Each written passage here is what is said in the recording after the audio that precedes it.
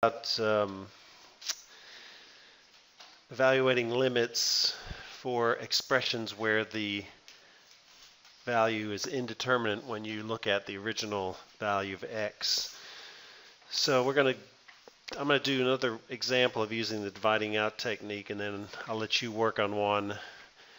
This handout is for later, once we've learned all three techniques. So the first thing you always do is you plug in the x value and see what the result is. So if I plug in x equals -3, so this is before you even factor anything. You just stick the number in there.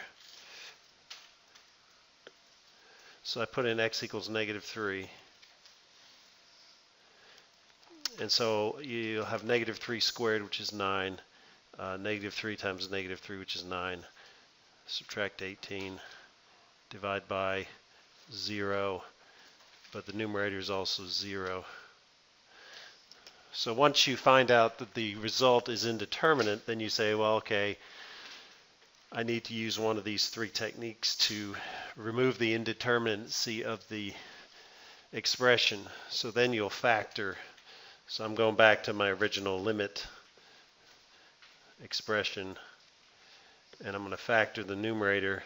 And you always know that the factor, one of the factors is the denominator, or is in the denominator if you factor, if you have a quadratic expression that you need to factor. So whatever value of x causes the indeterminacy, you can rewrite that as a factor. So x equals -3 means the same as the factor x plus 3, because the x plus 3 goes to 0 when x equals -3. So that makes it easy to factor. You already have one of the factors. And so you say, what do I need to multiply by +3 by to get -18? Well, the answer is -6. And as a consequence, if you multiply it out, you'll find out you do get back to the original quadratic equation. So you get x squared plus 3x minus 6x, which is -3x, when you add those two together, and then -6 times +3. So at that point you cancel out or divide out, and what you're left with is the simplified expression. And at this point, then you can just plug in the value of x, now that it's not indeterminate because it's not a rational expression, so it can't be indeterminate. So then you plug it in there, so you just put in the number, so you get -3 minus 6 equals -9, and that is your answer. That's your limit, -9. So let me just show you graphically. Let me pull my graphing program up. So this is on Blackboard, when you actually get access to Blackboard. So the original expression I want to plot is x squared minus 3x minus 18.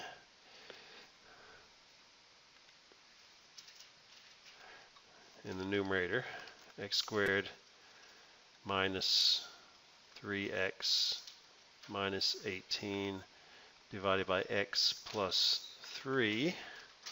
And if I plot that, it looks like that. So I'm going to zoom out a little bit. Oh, let me go back in. Well, I guess that's right. Seems like something's wrong. Did I write that down right? X squared minus 3x. Yeah, okay. Yeah, that's because when you simplify it, it just becomes the linear equation x minus 6. So the only difference between x minus 6 and the original rational expression is that the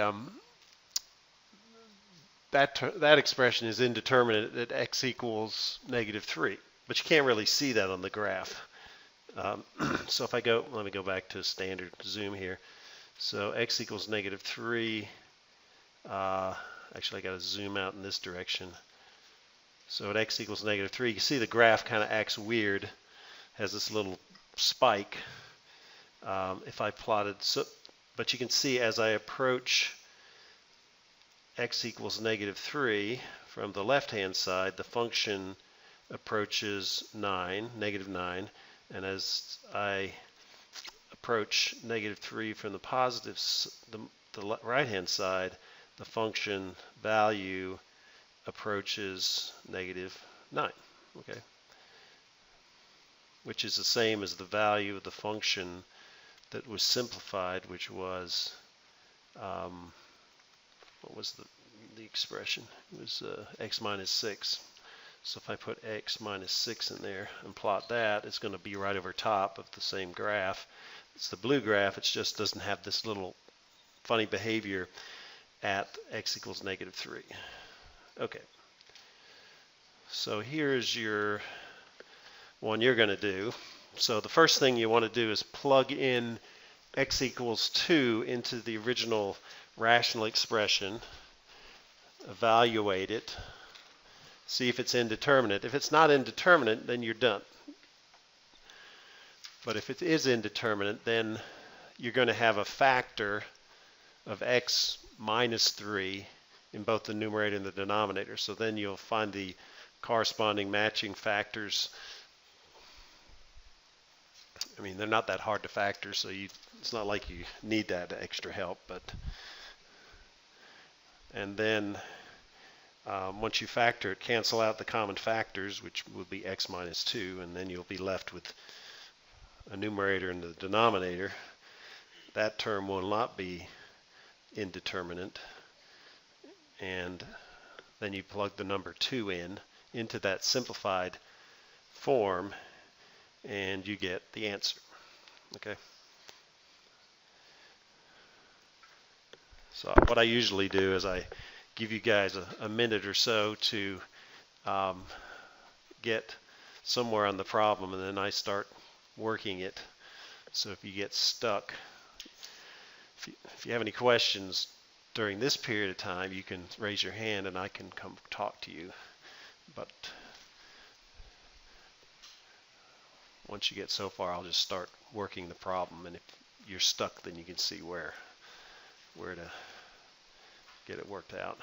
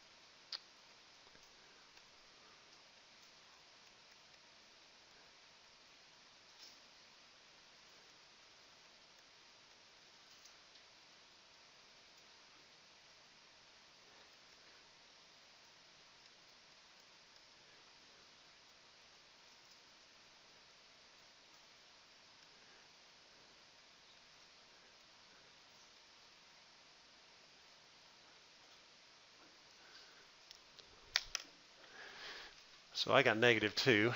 Anybody else get -2? Okay. So when I got to this point, when I realized it was indeterminate, then I knew that the factor had to be x minus 2 to go along with this being x equals 2. So I just went ahead and wrote those down to start with. And then I said, okay, my final number is -8, so I knew that this had to be +4. I didn't even have to think very hard. And likewise, I had +10 as the constant, so -2 times -5 is +10. I didn't even check to see whether it was right because I know it's right. I've been doing it for 8 years. It always works. Okay. So once you cancel out the common term, then you have this, and then you plug the number in, and you get the answer. So pretty easy, right? Okay. Next, the next technique is called rationalization. So this is the kind of expression that you might see. You have a radical, a square root, usually. I guess I've never done it with the cube root, and I don't think that would work actually, so it only works with the square root. So again, the first thing you do is you plug in the number that you are taking the limit towards. So I'm going to put it in, for x, I'm going to put in 3.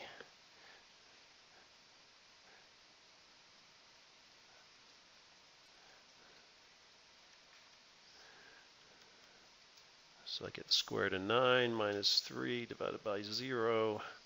Square root of 9 is 3, so I get 3 minus 3, which is 0, so it's indeterminate. And that's the only value at x equals yeah, right. So there's no vertical asymptote or anything like that. It's just like the previous case. You have a hole there. But it doesn't, you can't factor the numerator like we did with the polynomial. So the way you manipulate it to get rid of the indeterminacy is to do this. And I'm going to do the manipulation without the limit, just do the math, and then once I figure out what the equivalent statement is, I'll put the limit. Okay, so we start off with the original expression, and I put the numerator and denominator in parentheses, because I'm going to multiply it by an expression. I'm going to multiply it by 1, but the 1 is a number divided by itself, or an expression divided by itself. So it's the original expression, but this has a negative sign. So you always use the opposite sign. So if you have a -3, we'd use a +3 here. And you multiply, you include that in both the numerator and the denominator. So it's the same term in the numerator. So that's why it's 1. Okay. Then use FOIL on this expression. So if you multiply the first term times the first term, you've got the square root of x plus 6 times the square root of x plus 6, which is, the answer is x plus 6. Okay, so by multiplying by the square root of the same thing, it becomes just the argument. So you get x plus 6. By choosing this to be positive and this to be negative, you cancel out the inner and outer parts, and then you multiply the last terms together. So the middle and the inner outer drop out, and then you have -9. And then the denominator, we have x minus 3 times the square root of x plus 6 plus 3. And once we simplify the numerator, we should have the same expression as we had in the denominator to start with. So by doing that, we're able to cancel out this indeterminacy. And let me move this over a little bit. Ran out of space.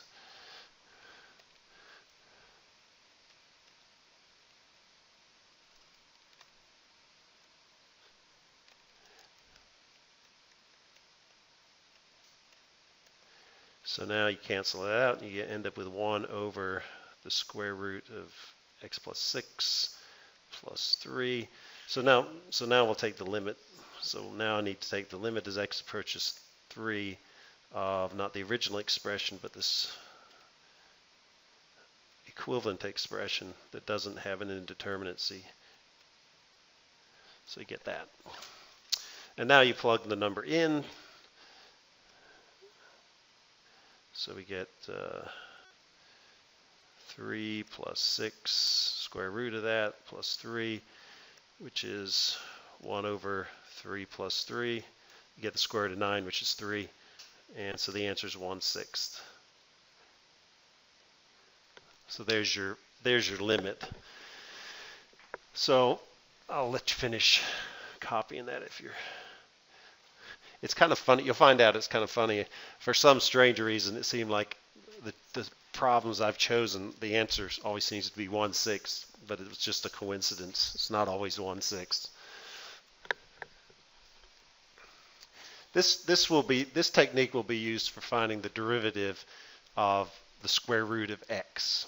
Okay, so we'll see that in chapter 2. So let's go ahead and plot that. Plot the original function. See what it looks like. So it was the square root of x plus 6 minus 3. I need to put that in parentheses. Divided by x minus 3. I think that was it, wasn't it? Yep. Okay, so I'm going to graph that. So again, you can see the graphing program does a little weird blip right there. If I actually zoom in, it's still, yeah, at some point it disappears, the little glitch. But you can see that if I zoom in, and here's x equals 3, that as I approach x equals 3 from the left-hand side, the function is approaching this value from either side, and it's y equals 1.168, which is 1/6. And if I plotted this function, which is 1 over the square root of x plus 6 plus 3, it'd be exactly the same curve, except it wouldn't have that discontinuity. It wouldn't have a hole. Okay, so you guys can try that one.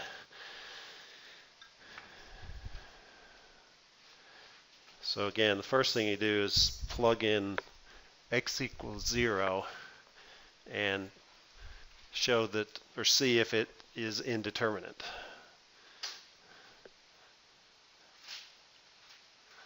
So on your test, when you take it, some of them you have to use those techniques. Some of them you just plug the number in and you get the answer. So you don't know unless you actually do that step. Okay, so you'll find that it's indeterminate. And then you want to multiply by what I'm going to do here is I'm just going to switch these two pages so you can.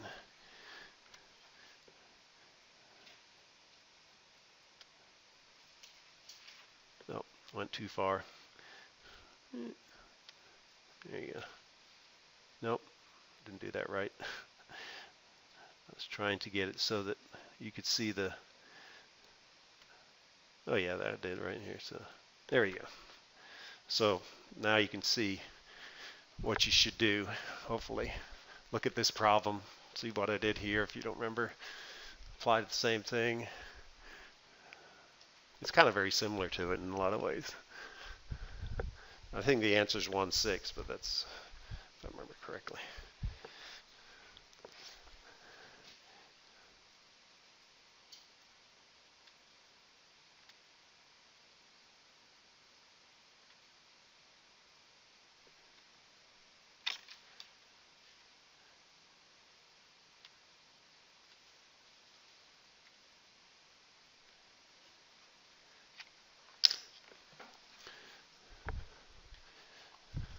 So if you are not a governor's school student and you get, remember to bring your USB drive in.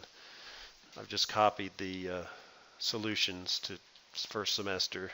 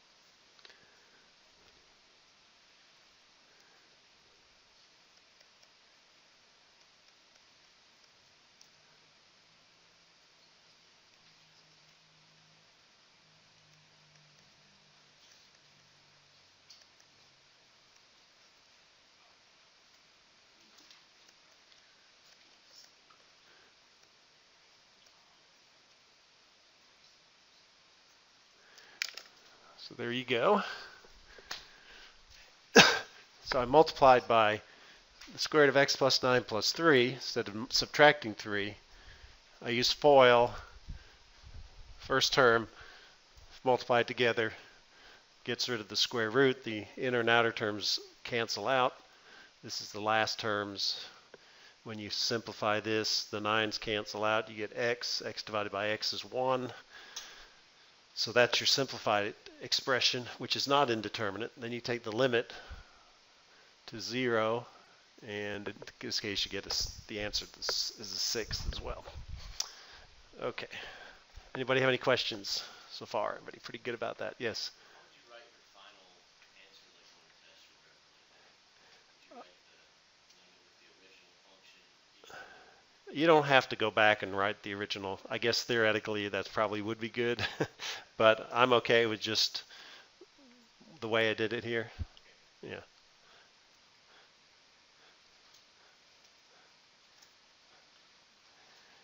Okay, and the last theorem, the last technique we're going to use is called the squeeze theorem.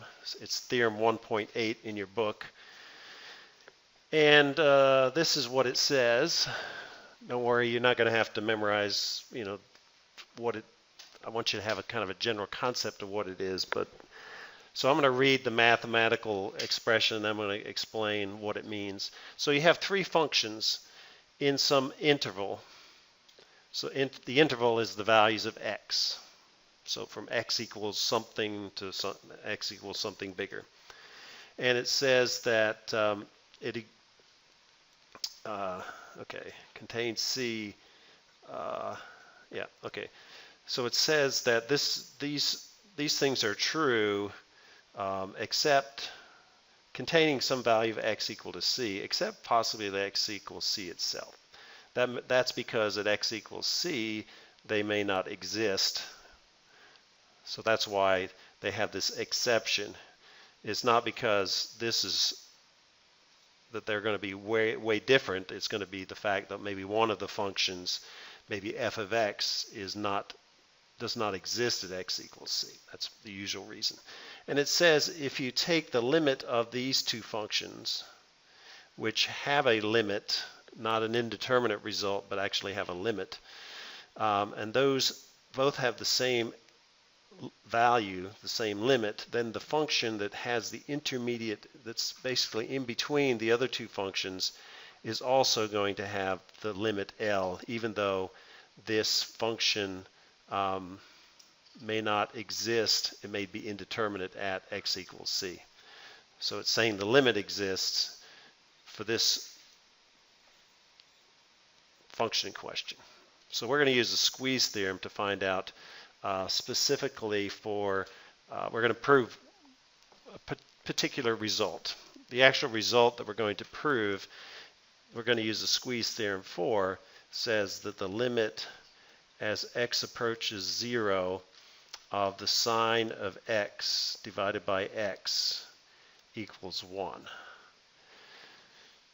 So if you've actually just plugged the numbers in there, if you said what's the sine of 0 divided by 0, well, the sine of 0 is 0 and 0 is 0. So you end up with an indeterminate result when you take the limit of this expression. It's not just the sine of x, it's the sine of x divided by x.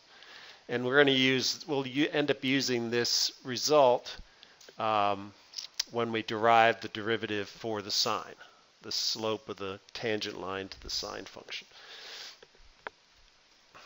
So this theorem is good for other examples other than just this, but this is the one that's going to turn out to be the most useful. Okay, yeah, so this is, I wrote that down. There's also another one that says 1 minus the cosine of x, the limit as x approaches 0 of 1 minus the cosine of x over x equals 0. Again, if you plug x equals 0 into this ratio, you'll end up with an indeterminate result.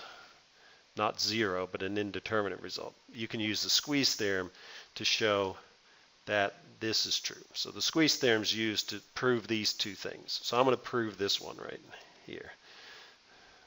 But let me explain the squeeze theorem first.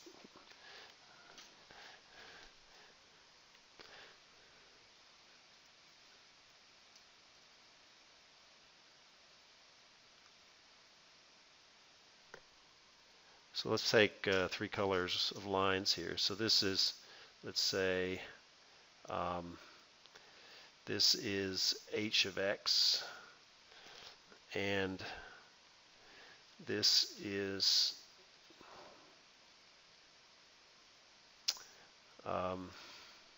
f of x, and this one is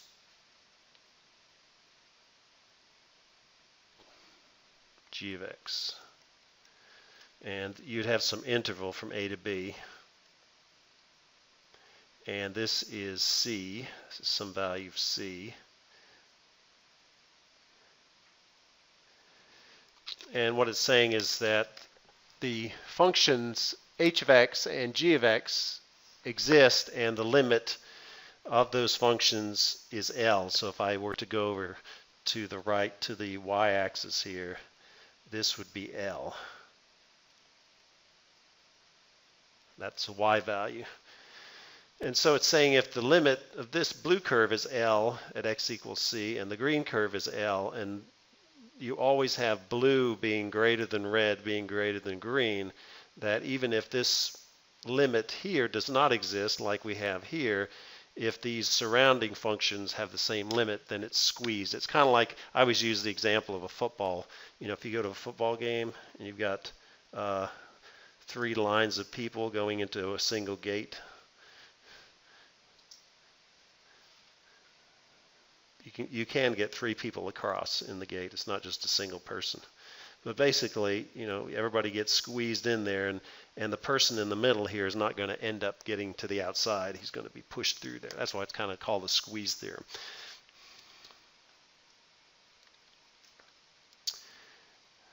Okay, so the way you do this, and just follow along. I'm not going to ask you to derive it. Just try to understand it and ask questions if you don't. What you do is you take a circle with a radius b, and you make 3 shapes. You make a right triangle that has a base of b, a height of h, and an angle of theta. So hopefully you recognize that. Then you have a second shape, which is a arc, or a part of a circle. So that's the defined by the black curve. So it's just like a slice of pie. Not pie, P-I, but P-I-E. So a slice of pie. And then you have this third triangle, which has it is also, I was going to say it's not a right triangle, but it is a equilateral triangle. I mean, it's an isosceles triangle. So it's the blue triangle. So the height is actually this distance. So what we're going to do is we're going to find the areas of each of these 3 triangles. I mean, the 2 triangles and the section of this circle. And as theta goes to 0, these are all going to change, but they're always going to be in the same, they're all going to have the same relative size. The red one's always going to be the biggest. The slice of pie is going to be the next biggest, and the smallest is going to be this one that has the blue diagonal to it. So what we're going to do is we're going to calculate the areas for each one of those, and then take the limit as theta goes to 0 and see what happens. Okay. So hopefully I remember how to do this. So the area of a triangle is equal to 1/2 the base times the height of the triangle. So for the red triangle, the base is b, and the height is going to be equal to, well, what's the trig function that's the ratio of the opposite to the adjacent side? Anybody? Tangent, yeah. So we know that the tangent of theta is equal to h over b, or H is equal to B tangent of theta. So I'm going to write it as B tangent of theta.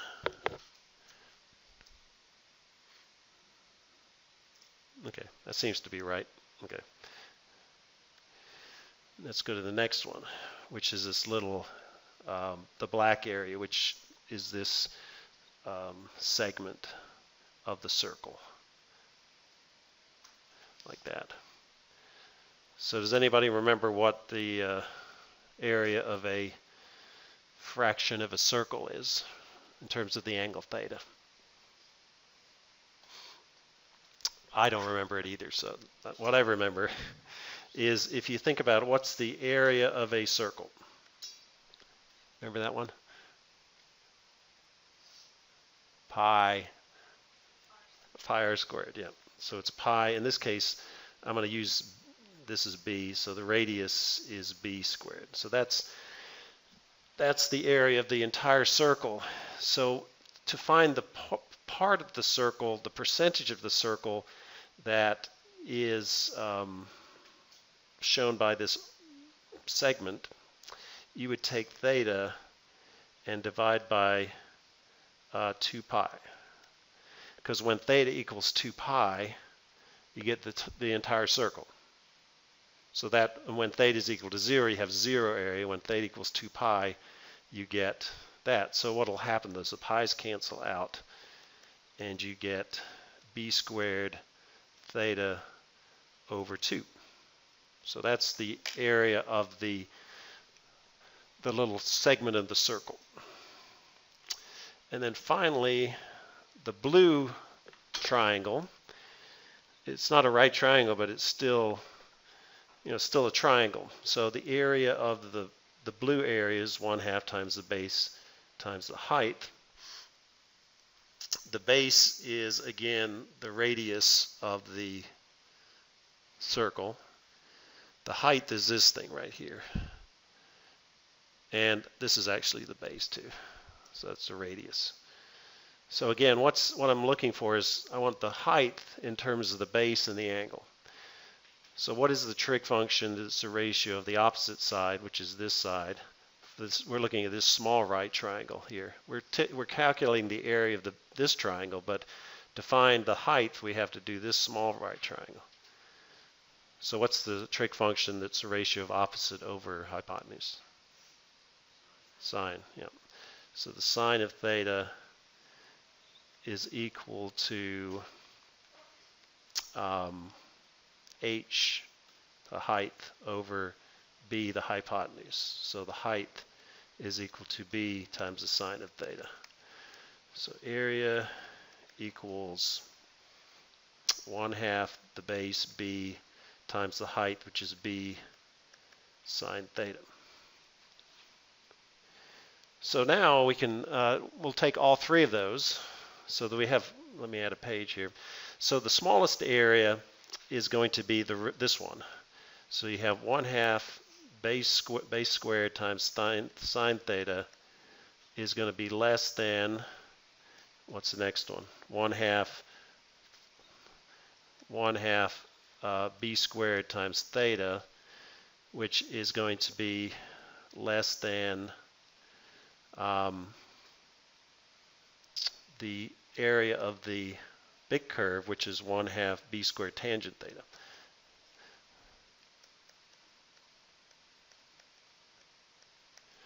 Okay, so that's kind of in the form of the squeeze theorem.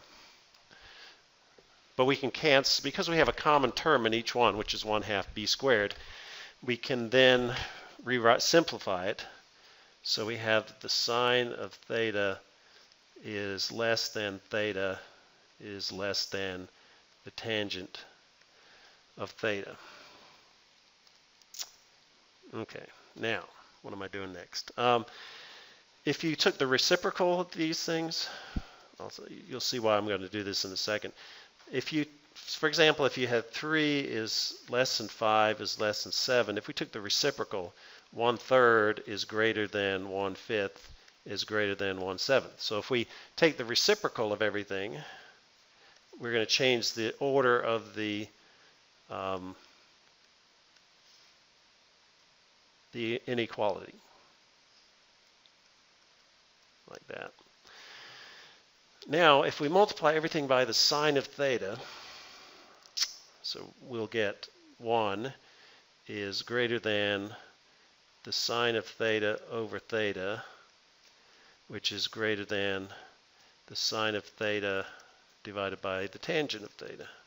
So I've just multiplied everything by the sine of theta, which if you multiply by a constant, then the the direction of the inequality stays the same. Okay. Now, if you take the sine of theta divided by the tangent is the sine of theta divided by the cosine of theta. So replacing tangent with sine over cosine, that's equal to the sine of theta times, you take the reciprocal of the denominator, so you get that, which means it's the cosine of theta. Okay, so the final thing here, and I'm going to, so 1 is greater than the sine of theta divided by theta, which is greater than the cosine of theta. Okay? So this is like g of x, f of x, and whatever. This was h of x, g of x, f of x. You know, this, we know this is true. Now what you do is then, one thing, it's okay, let's leave it in that direction. So take the limit of every term. So the limit as x, or as theta in this case, as theta approaches 0 of 1, and then we have the limit of, as theta approaches 0, of the sine of theta divided by theta, and the limit, and actually let's just take these inequalities out of there for right now.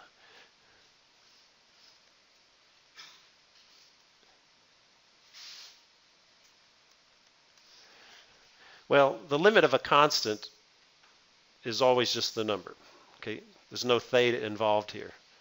So the limit of 100 as theta approaches 0 is still 100.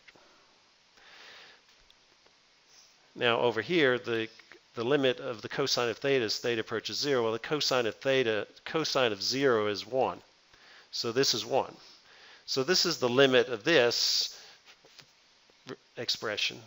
This is the limit of this expression.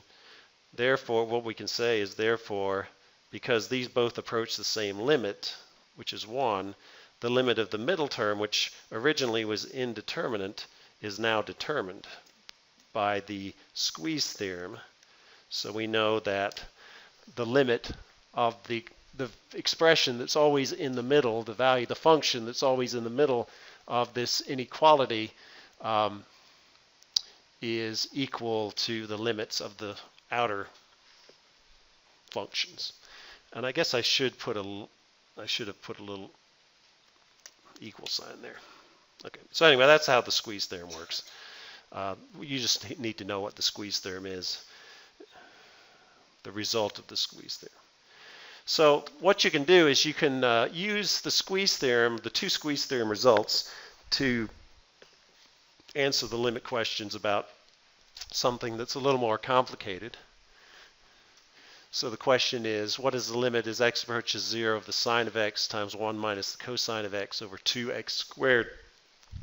The way you do this is you manipulate the original expression so that you end up with two separate limits, which leads me now that we're getting to this, I have to go back to something I skipped over earlier. So there are certain properties of limits, and these are in your book. And again, you can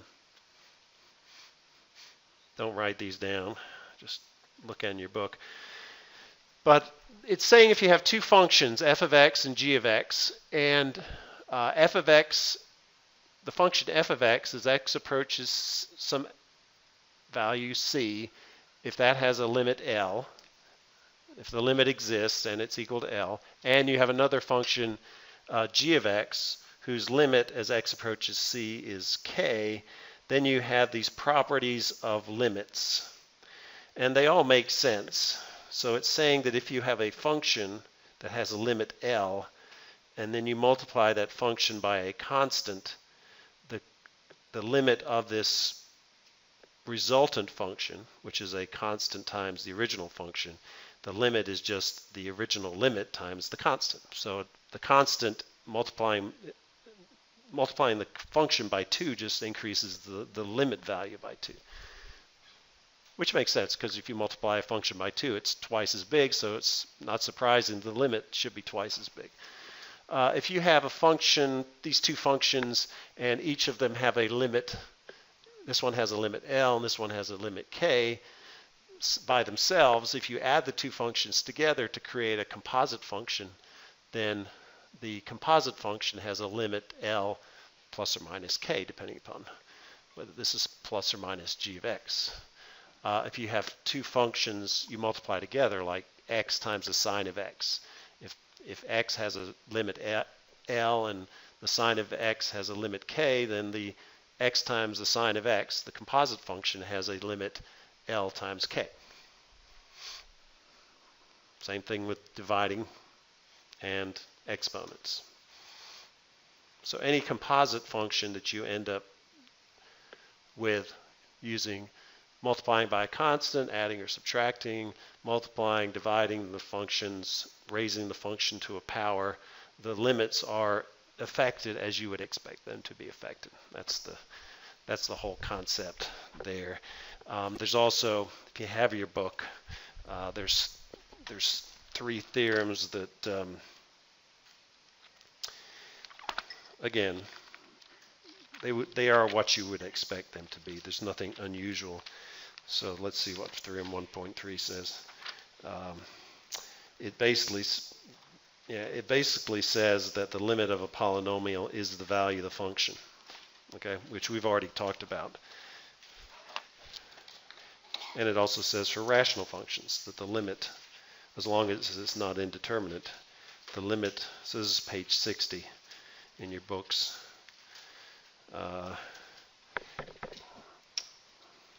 So this theorem has to do with just the limits of functions that are polynomials and rational functions. This one has to do with if there's a square root, and it's basically saying if you have a square root function that the limit of the square root function is just the value of the function. That's what we've been doing when we've been doing these exercises. We've evaluated the function first, and if the function is determinate, if there's a number, then that's the limit. Okay, that's all these theorems are saying. And theorem 1.5 says that if you have a composite function, you take the limit. You have the limit of the interior function, and you can read those later. I'm not going to. So the reason I went back to this is because to do this problem that I just talked about is you can, if you have a composite function, you can break it up into the separate parts. And if you take the limits of the separate parts and you multiply those together, then that gives you the limit of the original function.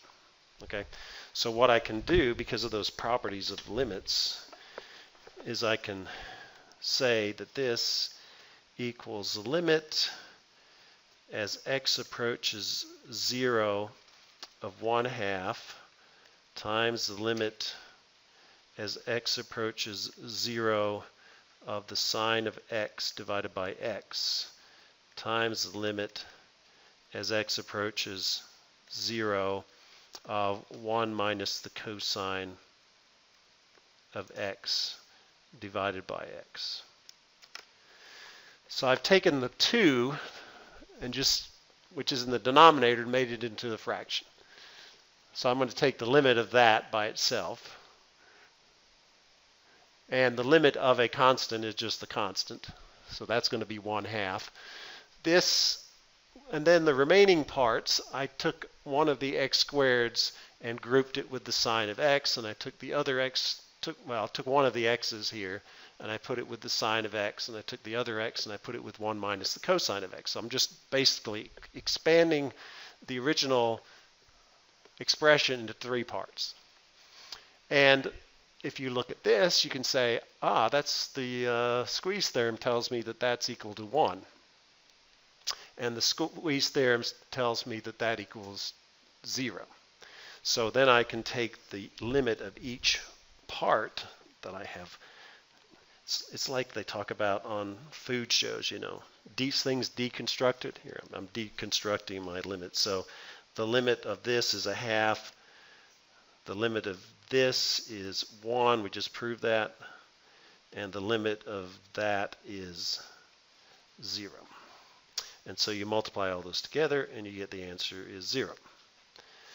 Now, one thing I forgot to do was to show that this thing was initially indeterminate, which let's just do that.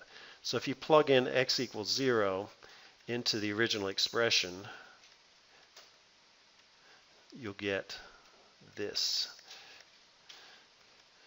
So, and actually, I guess it's just, I don't need the limit thing here. So if you just plug the numbers in there, you'll have the sine of 0 radians, which is 0. You'll have 1 minus the cosine of 0. The cosine of 0 is 1 divided by 2 times 0. So that's 0 times 0 divided by 2 times 0, which is equal to 0 divided by 0. So the original expression was indeterminate, which meant that we had to do something beyond just evaluating the function. And at that point, then you could break it up into these separate parts, which you use these two given limits that were derived or are derived using the squeeze theorem. I've never actually tried to derive that one.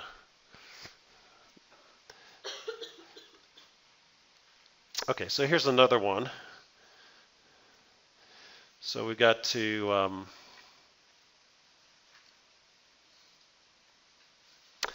actually what we'll do for the next 9 minutes here is go ahead and pull out your handout and just start working on the first couple. So the first 3 are using the dividing out technique.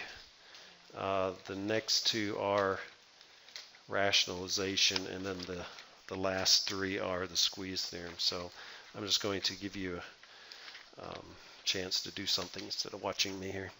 So remember, the first thing you do is you're going to plug in x equals whatever the limit is. Make sure it's indeterminate. Then factor it if it is indeterminate. They aren't all indeterminate. Okay, so you need to plug it in there.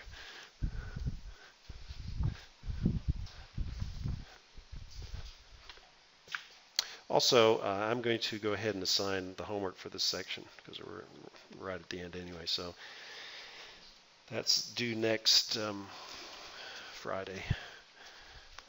Put that in my book.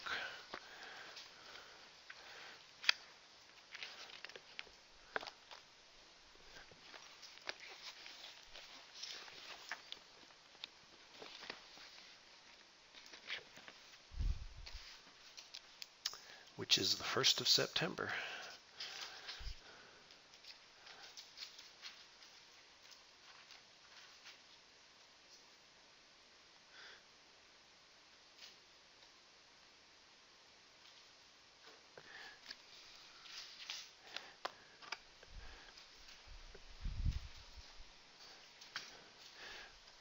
Physics, we're going to have physics in here today, okay? Just because it's easier to see the board, and there's nobody here. There's not many people here on Friday, so I know there's never any conflict. So just leave your stuff so work on your handout until 9, and then you can take a 15-minute break and be back here by 9:15. If you guys have any questions, this is when I'm available.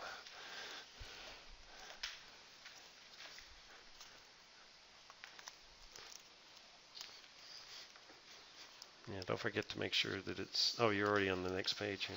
Did you check to make sure it was indeterminate first? Yes, okay. Good. You're ahead of me. Well, you guys are quick.